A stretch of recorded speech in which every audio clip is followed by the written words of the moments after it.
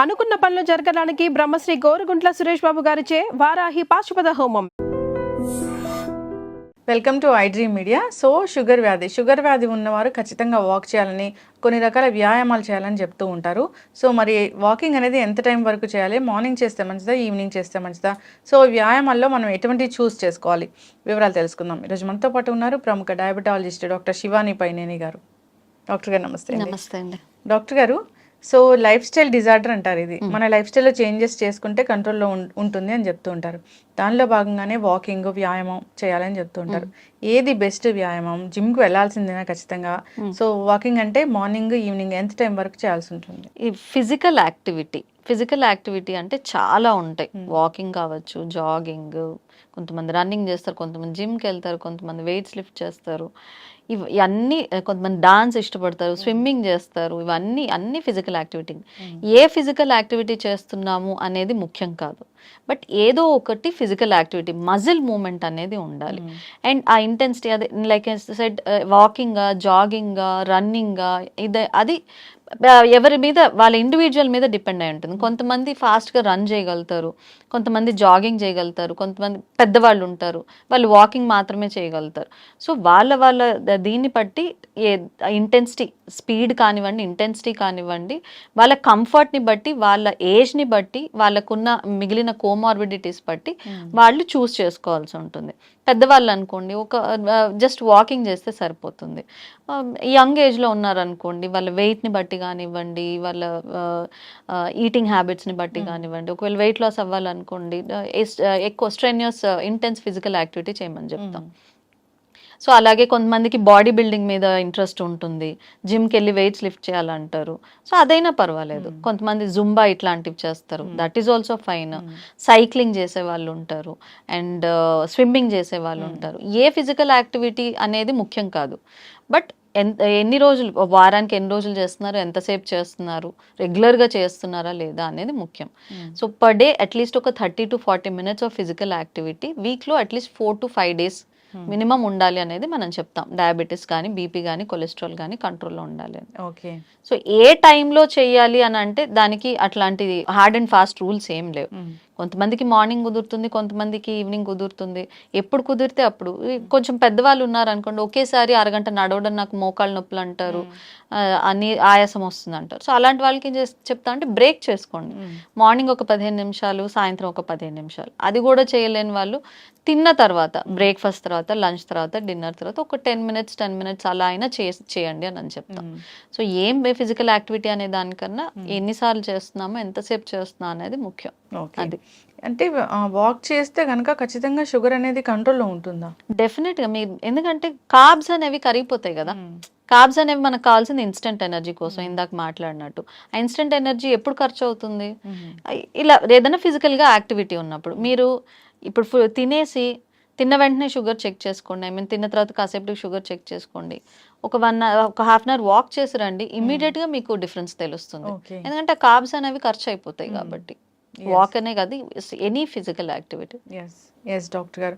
So అయితే ఎవరైనా జిమ్కి వెళ్ళాలనుకోండి, జిమ్కి వెళ్ళాలి అన్నప్పుడు ఈ షుగర్ పేషెంట్స్ దాంట్లో ఎటువంటి సెలెక్ట్ చేసుకుంటే మంచిది?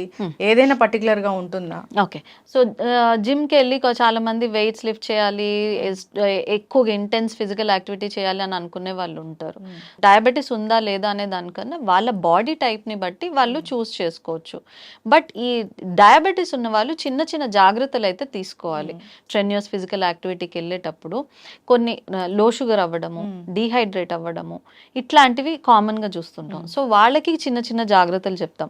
ఏంటి? ఫిజికల్ యాక్టివిటీ, జిమ్కి వెళ్లే ముందు ఏదైనా చిన్న స్నాక్ తీసుకొని వెళ్ళమని, ఏదైనా ఫ్రూట్ కానీ, ఎగ్స్ కానీ, గ్లాస్ ఆఫ్ మిల్క్ కానీ. ఖాళీ పొట్టతో చేయకండి, ఎందుకంటే ఫిజికల్ యాక్టివిటీ చేస్తే లో షుగర్ అయ్యే రిస్క్. అది కూడా ఎక్కువ ఇంటెన్సిటీతో చేసేటప్పుడు లో షుగర్ అయ్యే రిస్క్ ఉంటుంది.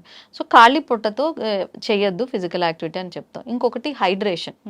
ఎక్కువ చెమట పోసేటప్పుడు ఎక్కువ డిహైడ్రేట్ అయిపోతాం, దానివల్ల మళ్ళీ బ్లడ్ లో షుగర్స్ పెరుగుతాయి. సో హైడ్రేషన్, నీరసం అయిపోతారు. హైడ్రేషన్ ఒకటి, మధ్య మధ్యలో వాటర్ సిప్ చేయడము, ఇట్లాంటివి చేయాలని చెప్తాం. మళ్ళీ ఫిజికల్ యాక్టివిటీ అయిపోయి వచ్చిన తర్వాత కూడా ఏదైనా చిన్న స్నాక్ తీసుకోండి. ఎక్కువ ఇంటెన్సిటీతో చేసేటప్పుడు ఏదైనా ఎవరికైనా కూడా మార్నింగ్ వాక్ చేసే వాళ్ళైనా ఈవినింగ్ వాక్ చేసే వాళ్ళైనా కూడా ఖాళీ పొట్టతో వెళ్ళొద్దు అని చెప్తా. అలాగే పొట్ట నిండా తిని చేయడం కూడా కుదరదు. సో చిన్న స్నాక్ ఏదన్నా, సో దట్ లో షుగర్ లోకి వెళ్లకుండా ఉండడానికి. సో డయాబెటీస్ ఉన్న వాళ్ళు ఇట్లా ఈ జాగ్రత్తలు తీసుకుంటే సరిపోతుంది. సో ఏం ఎక్సర్సైజెస్ చూస్ చేసుకోవాలి అనేది కార్డియో కంపల్సరీ ఉండాలి. ఎందుకంటే కార్డియోతోనే మనకి క్యాలరీ బర్నింగ్ అవుతుంది, ఫ్యాట్ లాస్ అవుతుంది, కార్బ్స్ అనేవి ఖర్చు అవుతాయి. సో మిగిలిన వాళ్ళ బాడీ టైప్ని బట్టి, వాళ్ళకున్న ఏరియాస్ ఎక్కడ ఫ్యాట్ ఎక్కువ ఉందనే దాన్ని బట్టి స్ట్రెంథనింగ్ ఎక్సర్సైజెస్ కానివ్వండి, ఫిట్నెస్ ఇవి వాళ్ళు చూస్ చేసుకోవచ్చు. సో ఇవే చేయాలి అవి చేయకూడదు అని ఏమీ లేదు. ఎందుకు బాడీ బిల్డింగ్ చేసే వాళ్ళు కూడా ఉంటారు, వాళ్ళ వెయిట్స్ వాళ్ళు చేసుకోవచ్చు. అంటే షుగర్ ఉండి బాడీ బిల్డింగ్ చేయొచ్చు. నేను ఇప్పుడు చెప్పినట్టు చిన్న చిన్న జాగ్రత్తలు తీసుకొని షుగర్ కంట్రోల్లో పెట్టుకొని మంచి ప్రోటీన్ రిచ్ ఫుడ్ తీసుకొని లో షుగర్ కాకుండా డిహైడ్రేట్ అవ్వకుండా చూసుకొని అది చేసుకోవచ్చు. ఇంకొకటి ఏంటంటే ఫిజికల్ యాక్టివిటీ కొత్తగా స్టార్ట్ చేసేటప్పుడు ఒకేసారి హై ఇంటెన్సిటీ స్టార్ట్ చేయకూడదు. మన బాడీని మెల్లిగా అలవాటు పడేలా చేయాలి. ఫస్ట్ స్లో వాకింగ్ స్టార్ట్ చేసి, ఆ తర్వాత బ్రిస్క్ వాకింగ్కి వెళ్ళి, ఆ తర్వాత జాగింగ్.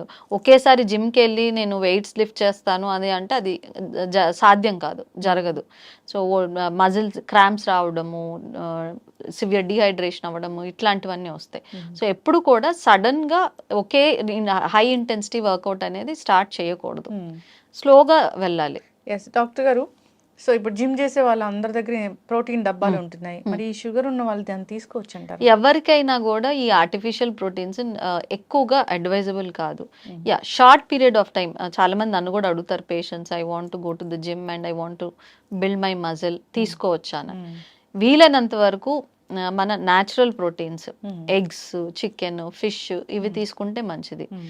ఈ professional weight lifters, body builders ఉంటారు, వాళ్ళకి ఏంటంటే short period of time 3 to 6 months వరకు, యాజ్ ఫార్ యాజ్ ఆ వెయిట్స్ లిఫ్ట్ చేస్తున్నంత వరకు 3 to 6 months వరకు పర్వాలేదు. కంటిన్యూస్ గా తీసుకోవడం అది డయాబెటీస్ ఉన్న వాళ్ళకే కాదు, ఎవరికి కూడా మంచిది కాదు. కిడ్నీ మీద ఎఫెక్ట్ పడే రిస్క్ ఉంటుంది. ఐఎమ్ నాట్ సెయింగ్ కంపల్సరీ అవుతుందని. ఎప్పుడైనా too much of protein especially మీరు దాన్ని యూటిలైజ్ చేసుకోకపోతే కిడ్నీ మీద బర్డెన్ పడుతుంది. సో మజిల్ బిల్డ్ చేసుకోవాలనుకున్నప్పుడు షార్ట్ పీరియడ్ ఆఫ్ టైంకి వెయిట్స్ లిఫ్ట్ చేసేటప్పుడు తీసుకోవచ్చు, not more than that. Doctor garu, మీరు ఇందాక మాట్లాడుతూ చెప్పారు కళ్ళు తిరగడం అనేది. సో జనరల్గా కూడా ఈ షుగర్ పేషెంట్స్ కొద్దిసేపు ఏదైనా తినకుండా ఉంటే కళ్ళు తిరిగిపోతూ ఉంటాయి. సో అది ఎందుకంటారు? లో షుగర్ అవడం వల్ల. అందుకనే డయాబెటీస్ ఉన్న వాళ్ళు మెడికేషన్ వాడుతున్నా, ఇన్సులిన్ మీద ఉన్న, ఏ డజంట్ మ్యాటర్, మెడిసిన్ తీసుకుంటున్నారు అని అంటే మన బాడీలో ఇన్సులిన్ మనం తింటే పెరుగుతుంది, స్వతహాగా డయాబెటీస్ లేని వాళ్ళకి తింటే పెరుగుతుంది, లేదంటే రిలీజ్ అవ్వదు. అది దానికి ఒక సైకిల్ ఉంటుంది మనం ఫుడ్ ఇంటేక్ని బట్టి. బట్ మనం ఒకసారి మెడికేషన్తోని మనం ఇన్సులిన్ని మనం ప్రొడ్యూస్ చేస్తున్నప్పుడు ఆ మెడికేషన్ పని దాని పాటిగా చేసుకుంటూ పోతుంది. బట్ ఆ మెడిసిన్ తీసుకొని టైంకి ఫుడ్ తీసుకోకపోతే లో షుగర్ అయిపోతుంది. సో అందుకనే డయాబెటీస్ పేషెంట్స్ అందరికీ కూడా small frequent meal pattern follow అవ్వాలని చెప్తాం. ఎవ్రీ 2.5 hours ఏదో ఒకటి హెల్దీగా తింటూ ఉండాలి.